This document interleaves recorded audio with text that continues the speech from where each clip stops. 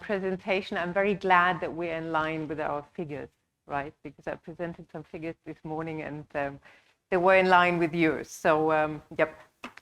So I will pick up the thread from this morning. So I said, as a knowledge and innovation community, we invest in startups, or we support and invest in startups.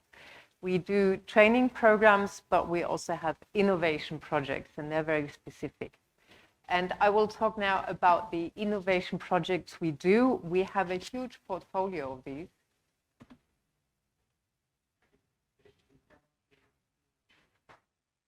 So we have a huge portfolio of innovation projects, and I'll just keep on talking. So you might remember that I said that everything we do is focused on the needs of the cities, right? So the cities are at the center of everything we do to do urban mobility. So on the one hand, we align with other EU programs, but we also have calls for innovation projects, which are kind of more smaller innovation projects than the usual Horizon Europe projects. And we also have what we call rapid applications, right? So I will go into a few examples so you get a feeling of what we actually do. And we also do studies on a broader scale, but also with a very practical application. So,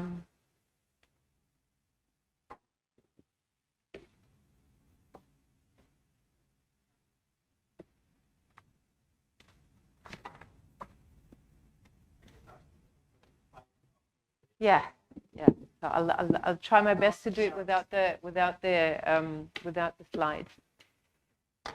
So you might know that the EU has the NET ZERO cities program, the kind of official EU NET ZERO cities program, which is part of the European Green Deal. We've heard a lot about the requirement to reduce carbonization by 2030 is the goal of the Commission, to cut it by 55%. And of course, the cities play a key role in this. So the Net Zero City Program, they support the cities to drastically reduce greenhouse gas emission through climate actions, right? So basically, everything what we fund and support should help the cities to deliver on their climate action. I need to repeat this because this is really our essence, right? So we are co-programming with other EU programs. This is the Net Zero Cities program, and you can see we are also here. The idea of this EU program is it should be a one-stop shop platform for the cities.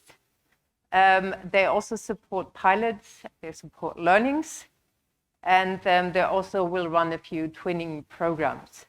Of course, the Net Zero City, and as much as I've understood today a little bit, you also talk about waste. You also talk about reduction in accidents. Of course, the Net Zero Cities is not just about mobility. It's also about buildings. It's much wider. What we do in this program is EIT Urban Mobility, and you might see us, hopefully the logo somewhere in the corner, right? What we do is actually we issue the calls for mobility, and we do the evaluations within this program. This program is led by Climate Kick, and a lot of other institutions are also involved in this. And the colleague from Fraunhofer, also Fraunhofer is here, if you can see that. So this is the co-programming. What we do here is, well, the program had a call recently for 100 mission cities that should act as experimentation and as what we all call innovation hubs. So to enable other cities to follow them by 2050.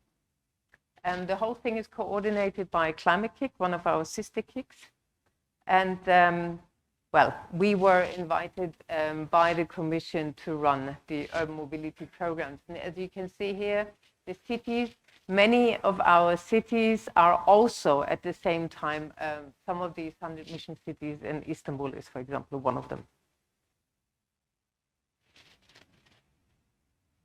So this is the co-programming. Now let me come to the innovation projects. So the innovation projects that we fund typically have 5, 6 partners. So in this sense, they differ from the normal Horizon Europe bigger research funding programs. These projects run typically between, let's say, 1 year, maximum 18 months. We expect a very high technology readiness level, 6 and above. And they, on average, depends a lot, but on average, they have 2 cities in them, 2 European cities, or like including Turkey, it's just now within this. Typically they receive about 1 million, and the project should be completed within 12 months, which is a challenge, right?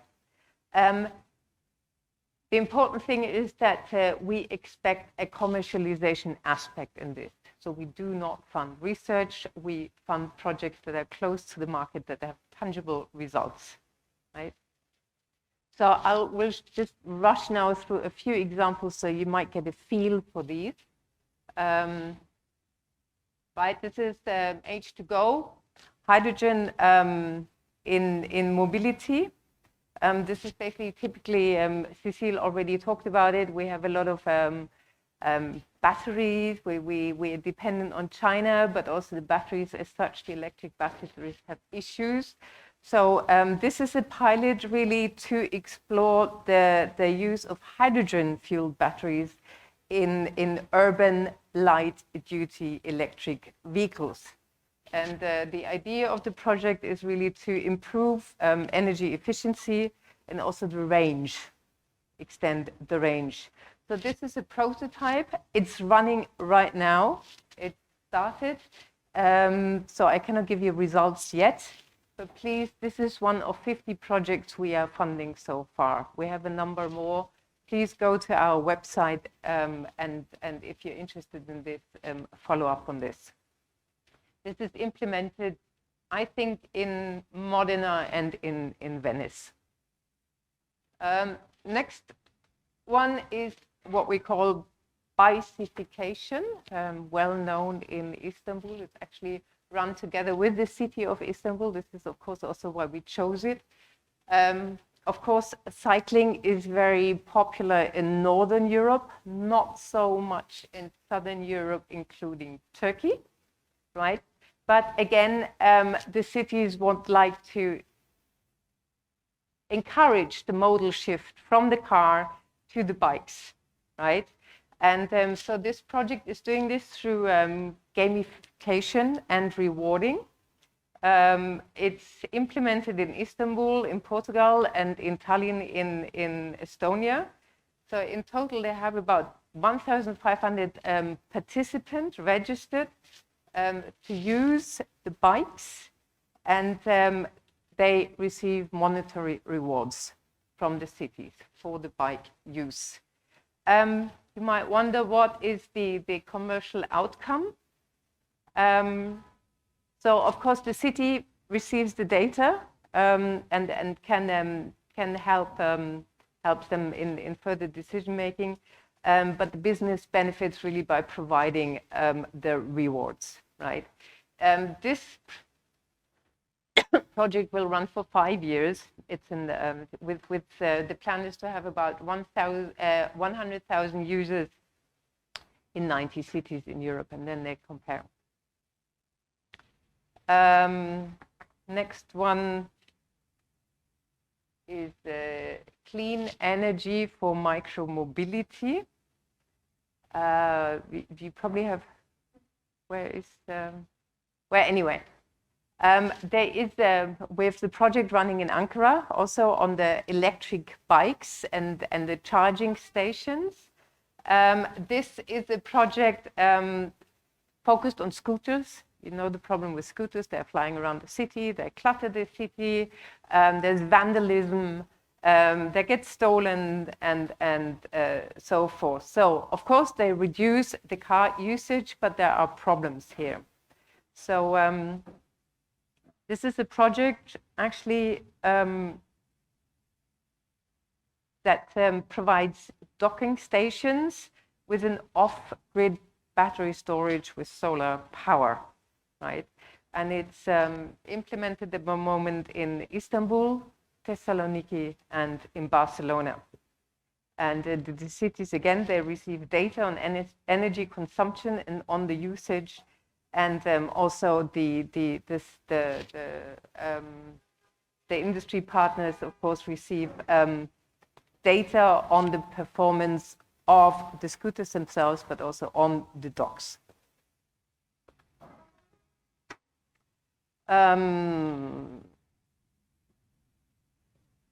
Right, E-Ultimate. This is on electric buses. You might be aware that there's lots and lots of money around in Europe at the moment for cities to buy electric buses. We have national funds in Germany. We have a lot. I'm sure France has also a lot for the cities to buy such buses. But then, of course, there is the issue, where do you put the charging places, how you implement the charging. So this project develops a decision support system for the cities to quantify the impact of these electric services. And the data is gathered in around 13 cities in Spain, Hungary, Italy, and Portugal in different conditions. Hilly cities, flat cities, different climates, and so forth. The data is then analyzed, about the vehicle technology, about the size and the climate conditions, and also about the ridership, which is of course also key, and how it affects the energy consumption.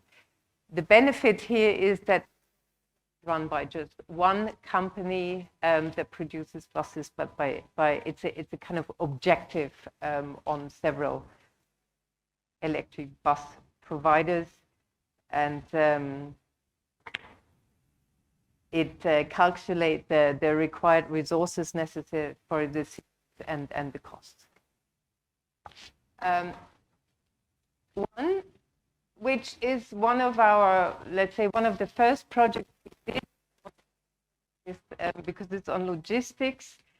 This project at the time developed a concept, ran in 2020 already. It developed a concept for a silent and emission-free city delivery system, so kind of off-peak nighttime delivery, to reduce congestion and improve air quality and also safety of the citizen delivery at night. It was actually run by Colruyt, which is a Belgian company that they have a lot of supermarkets. MAN is now Traton, but it's, they produce buses and trucks based in Munich. And also this project was run in Barcelona, Munich, and Stockholm.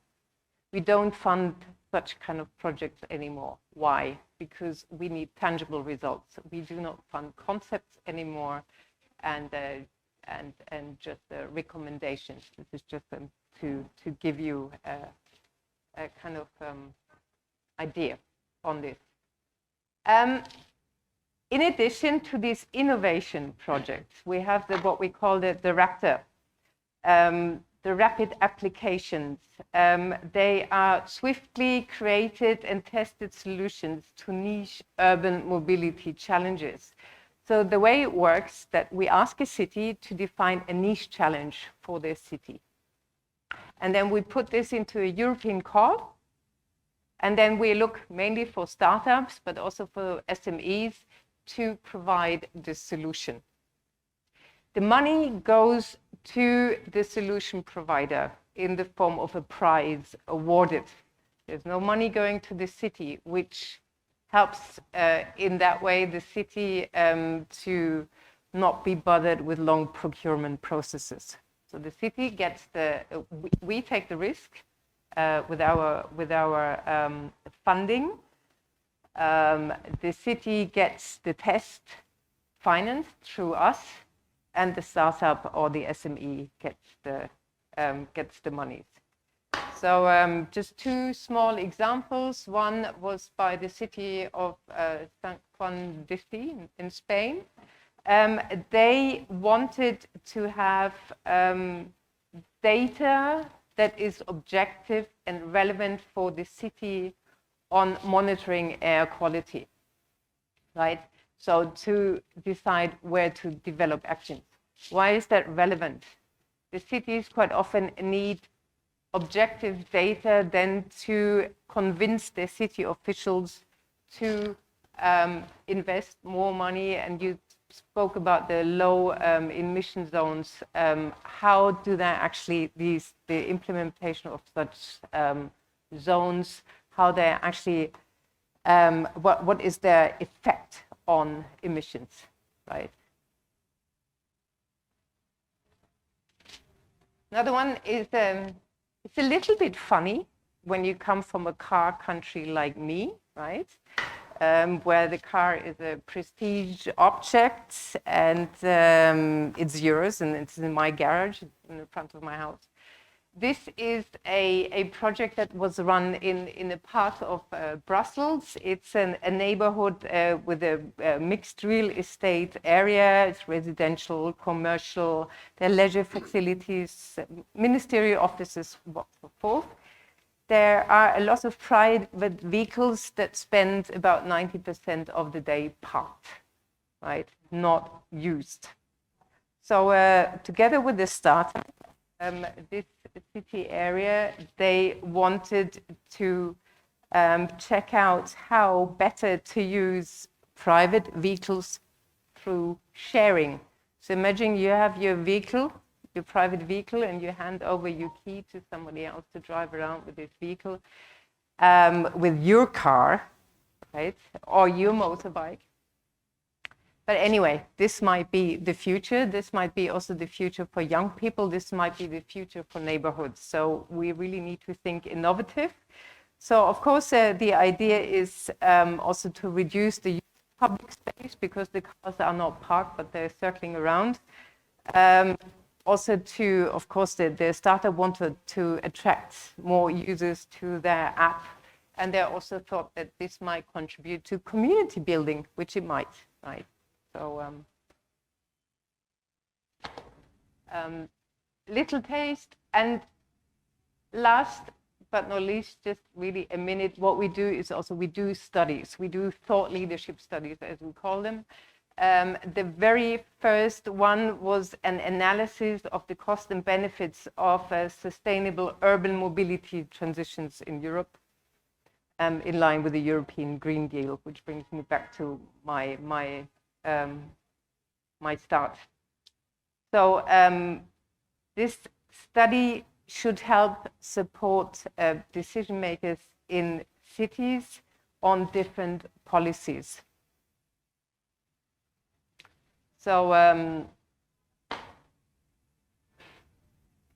they basically analyzed, it's quite a complex study, but they analyzed different policy pathways and the costs and net benefits of changes. And the benefits for our cities is, of course, lower emissions, less death, people. I mean, if you put a price tag on this, less healthcare, less congestion, and so economic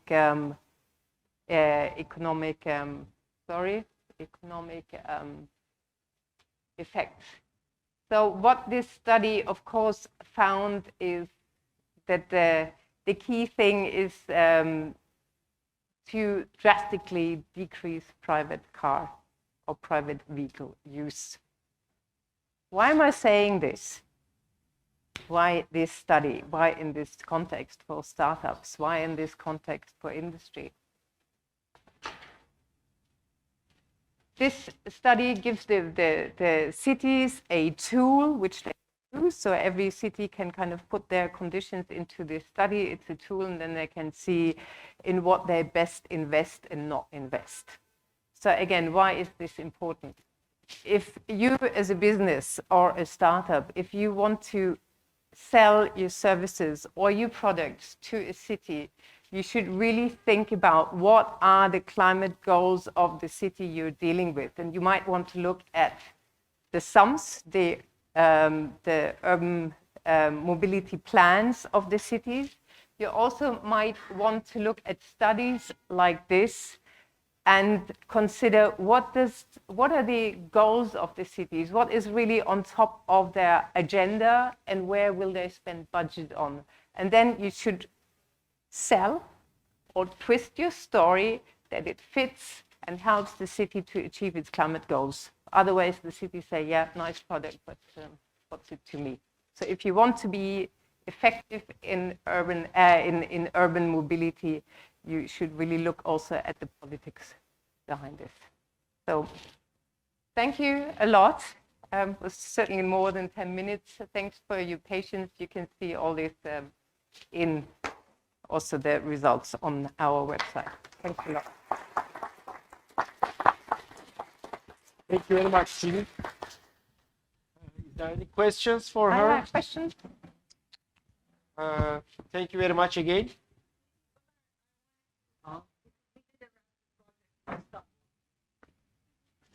We did a Raptor project with you in Istanbul. Yeah. Maybe just for the audience that don't know, we can talk about the scope of it, or Ömer or Judith.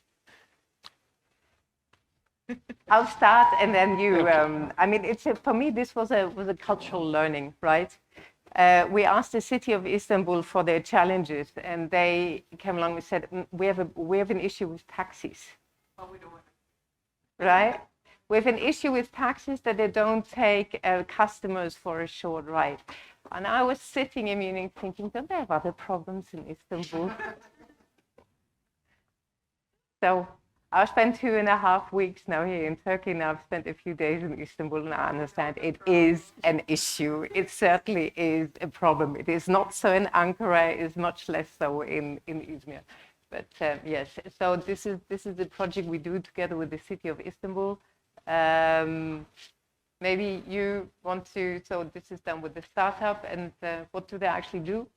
Well, actually, we started to work with Istanbul Metropolitan Municipality together with our Portuguese partner as well, BGI. And we made an international call for 3 major problems that the municipality mentioned. One is about the taxis. There was another one related with the sea taxis as well. And together with different departments of Metropolitan Municipality, we try to define the problems and what kind of inputs we can provide also for the startups. Thus, there was a contest. Over 50 startups applied for these 3 different problems with several solutions mentioned, not only from Turkey, but also from different countries as well. And there were 3 startups chosen in the end, 2 from Turkey and 1 from Spain, for these 3 problems, and they all came together here. We had an event of 2 days with trainings and explaining what is the next steps. Of course, sometimes those startups are requesting some information that municipalities say that I cannot share with you, or there are these limitations and so on. So both sides are learning. Now they are working on the a POC, and by the end of this year they will present the outcomes, and hopefully all those 3 problems will be solved by the solutions of those startups. They won a prize from EIT Urban Mobility, but this is not the case only. They will have a contract in the end from the largest metropolitan municipality in Europe. So this is a quite important thing, and I hope there will be more projects like this, because working alone as an institution for a problem that you have is not easy. You need to share your problem and then try to get more ideas from the startups. And startups are quite agile comparing our traditional institutions. That's why they are providing a solution much faster than any possible traditional way of working, let's say. And for us as well as Fark Labs and Fark Labs, it was really interesting, because we learn how to work together with the metropolitan municipalities, not only Istanbul, but also the other ones as well. So this is a different way of traditional B2B, but it's a way very B2G business for us as well. Thank you.